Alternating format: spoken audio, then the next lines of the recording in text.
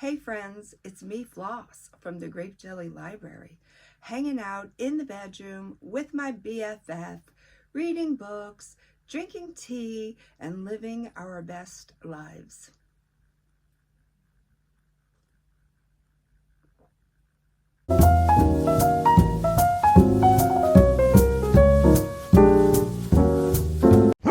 Welcome to my channel. I am so glad you can join me. I always look forward to your visit.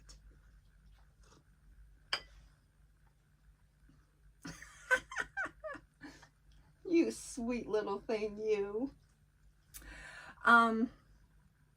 Let's get on with what has now become one of my favorite parts of the video, and that is table topics. Let's see, what do we have here? Okay, random question. Well, I'll do it up here. Random question. I have no idea what it's going to be. I have no idea how to answer it. And I highly encourage you to give your answer in the comments below. How will our culture change in the next 100 years? Oh boy, to be one of those prophets. Oh my goodness. Well, we definitely know it's going to be a cashless society. I would say more educated, because we have all the books that we have, plus we'll have 100 years more worth of books. Yes.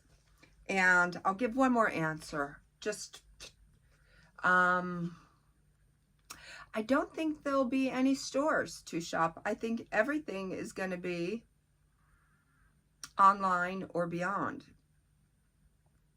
When I say beyond, that means I can't fathom what they will come up with beyond the internet or shopping online and that sort of thing. It's probably going to be something. Okay, that's the best I could do with that question. Comment below. What do you think? What do you think? I'll read the question again. How will our culture change in the next 100 years? Okay. Now. Okay, so I was debating. I recently finished a book, West with Giraffes by Linda Rutledge. Okay, I'm going to show you what that looks like, because I did cheat on my Read What You Own challenge. I have been good girls all the while that I was doing this challenge. From beginning up until present, that even includes the little pardon I was giving myself to go to my local bookstore and shop the 50% off hardcover books. I didn't attend it. So this kind of, I'm going to say, makes up for it, all right? This was that would have been my little slip, so I didn't do that, so this is my little slip. I went ahead and I ordered this book because as I started to listen to it, something was telling me this is going to be a doozy, and then that I need to have it on my shelf. And you know what? I was willing to risk being kicked out of the club. Okay, so this is what it looks like. And this is what it looks like. Now, I began to listen to this book. As I was listening to it being narrated, I wasn't convinced of the narrator. It was being performed by Danny Campbell, and I didn't think that I could sit through the tone of his voice. I was pleasantly surprised to find out that there would be no other way or no other person that this book could be performed by. They nailed it when they chose him. I just didn't know that at the time.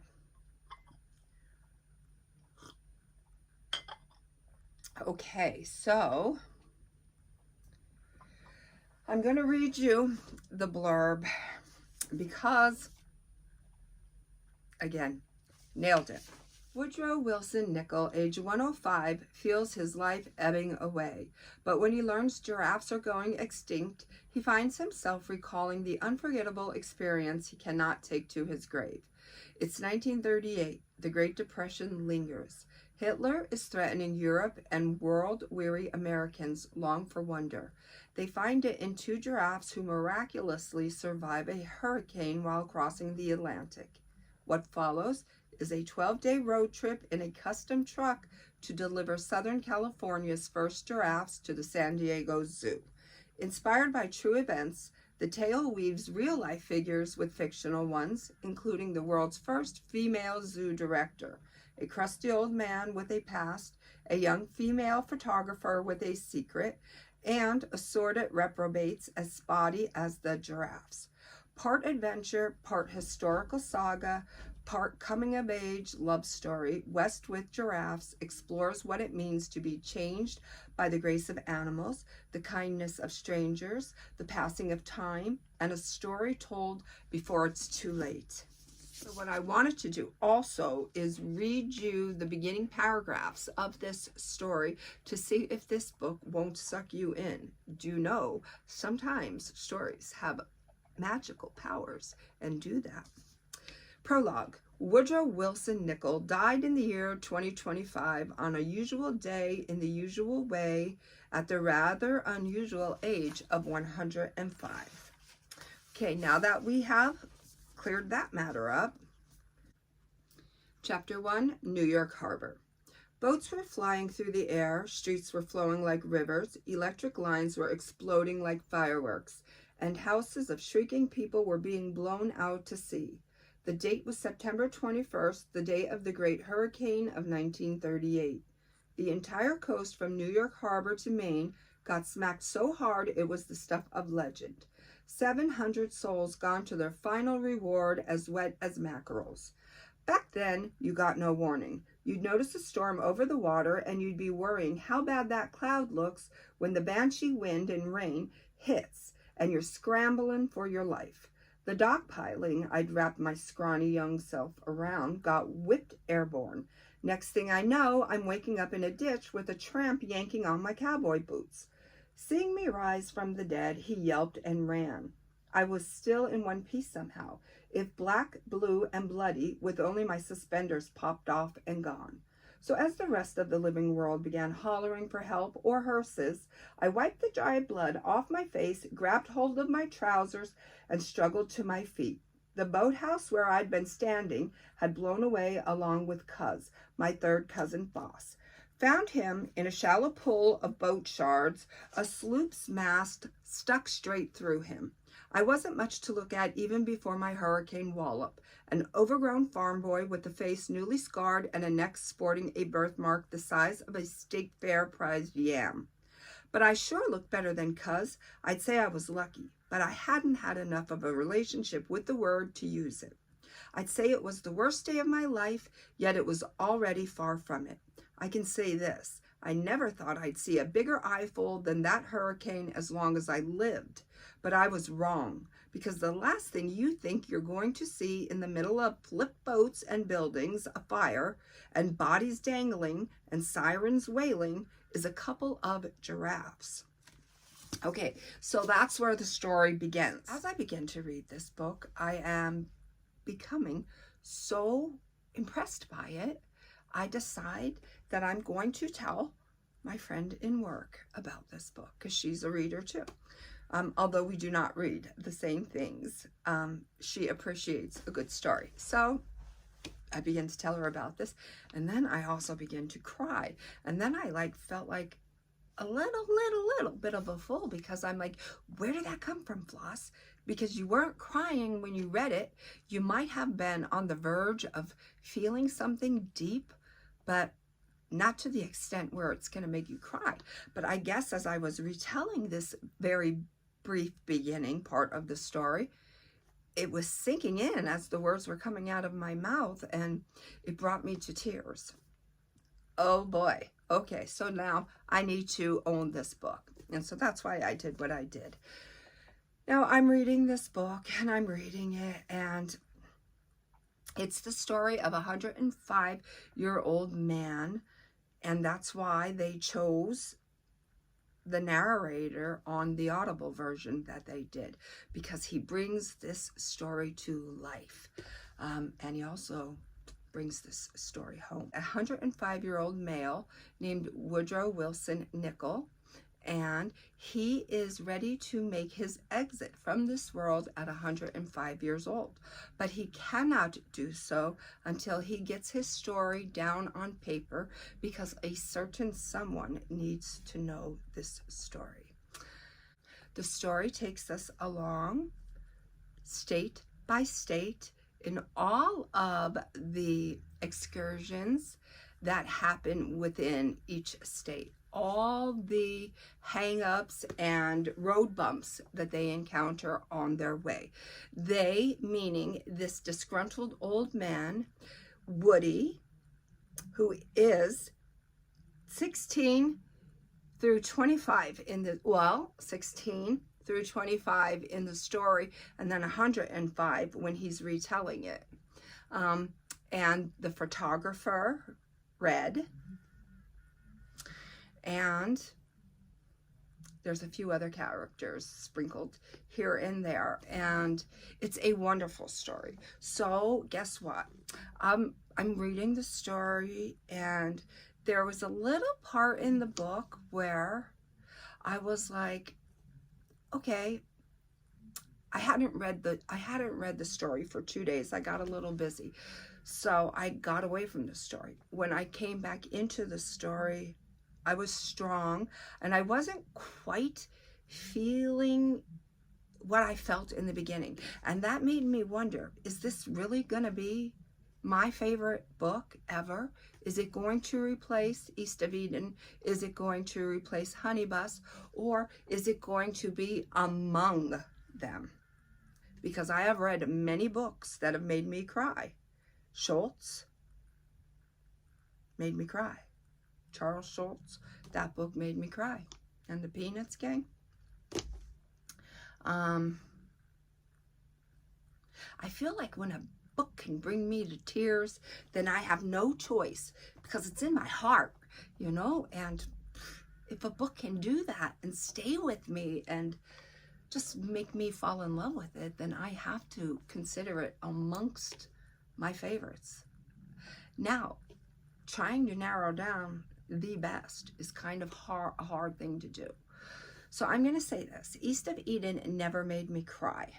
So it got bumped by the Honey Bus. And the Honey Bus made me cry at the end. But guess what?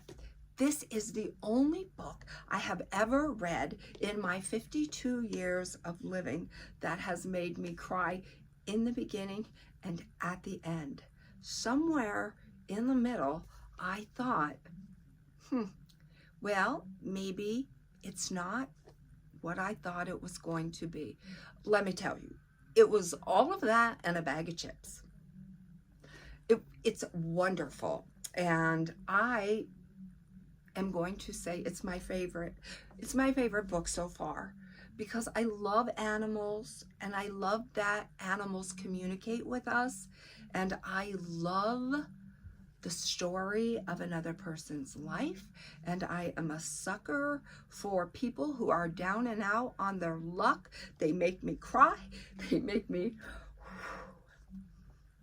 want to help them. And I guess I'm just an old softie, and I just want good things for people, and I don't like to see people suffer or animals suffer. So my heart goes out to such people and animals. Now, okay, see, this book has me all like discombobulated.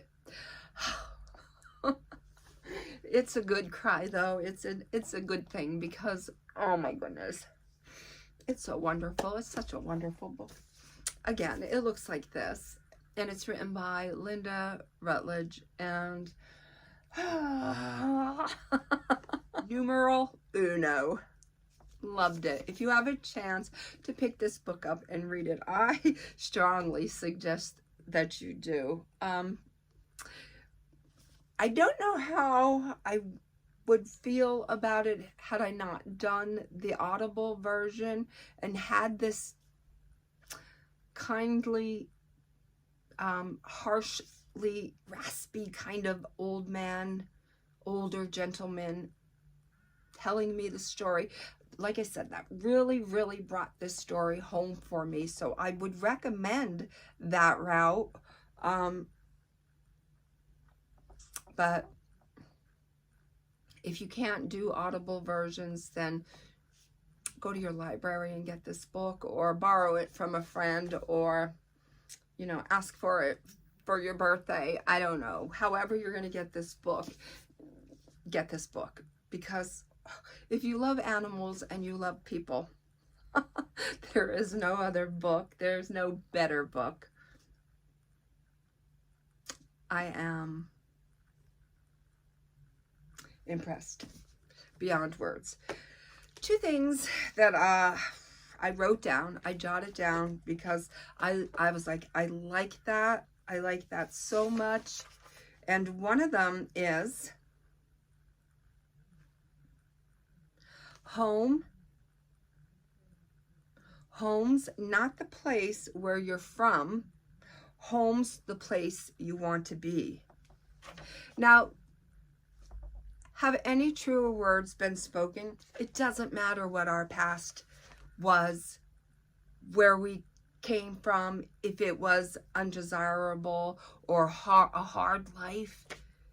That doesn't have to be our home. Home is where we want to be. So when we are with our people, we are home. When we have set up camp and we don't have to have the luxuries and the riches of life, home could be simple, but home is a place you want to be. When you don't want to be in work, you want to be home. You don't want to be wearing polyester on a 109 degree day at a friend of a friend's wedding. You want to be home pulling weeds, or home sipping tea. Just home. Home is where you want to be. Also,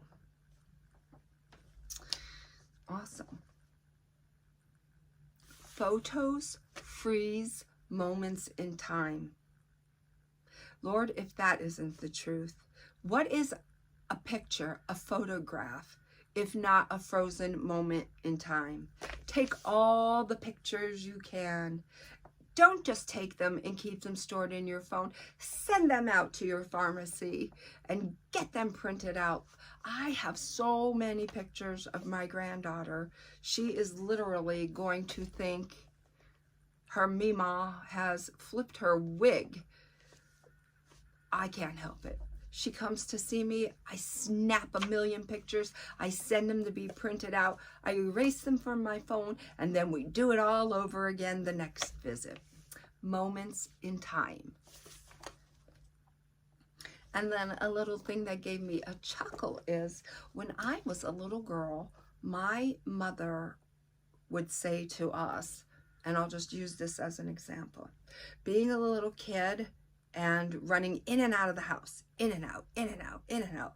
My mother would say, would you stop running in and out of the house? You run in and out of this house more times than Carter has liver pills. I always thought our one-time president, Jimmy Carter, had liver pills, that he took liver pills. So anytime she would say, more times than Carter has liver pills, I always thought she was talking about President Jimmy Carter. But here, she was talking about a company, Carter's Little Liver Pills. I looked that up, and when I read that in the book, I was like, you don't say. You learn something new every day. Now, you might think, oh my God, Floss, really? You didn't know that? And I am not afraid to say, no, I was 6 years old, 7 years old, and I honestly thought she meant President Carter took liver pills. Well, on that note, until we meet again, know that I love you. Be well, be good, be reading, and may all your dreams come true.